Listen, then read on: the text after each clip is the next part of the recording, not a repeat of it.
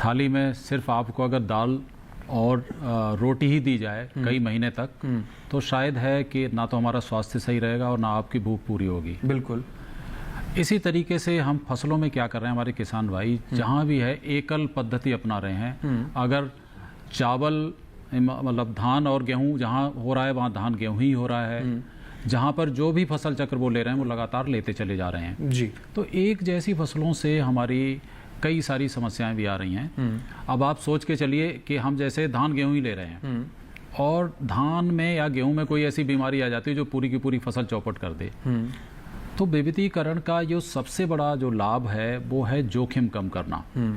अब हम धान की जगह मक्का भी लगाए हों, अरहर भी लगाए हों और भी फसलें लगाए हों, तो हो सकता है एक फसल को नुकसान हो, दूसरी बच जाए, दूसरी को नुकसान हो, तीसरी बच जाए, तो कुछ न कुछ आमदनी आपकी होती रहेगी। तो ये जो हम देखते हैं जोखिम कम करने की क्षमता इस फसल विविधीकरण में। और फसल विविधीकरण का मतलब ये है, चाहे तो आप दूसरी फसल लगाएं उसमें, चाहे तो वैरायटी चेंज कर दें, या फिर एक और तरीके के विविधीकरण जो हम लोग ज़्यादा ध्यान नहीं देते हैं, जो वैल्यू एडिशन, जिसको हम कहते हैं मूल्य संवर्धन। जी। आप दाल उगा रहे हैं, मूंग उगा रहे हैं, अरहर उगा रहे हैं, आप साबुत बेच दे रहे हैं जी। अगर छोटा सा प्रयास करके अगर दाल की चक्की लगा ली जाए, दाल मिल लगा ली जाए, तो उस दाल की कीमत एकदम 2 गुनी और 1.5 गुनी किसान को मिल सकती है।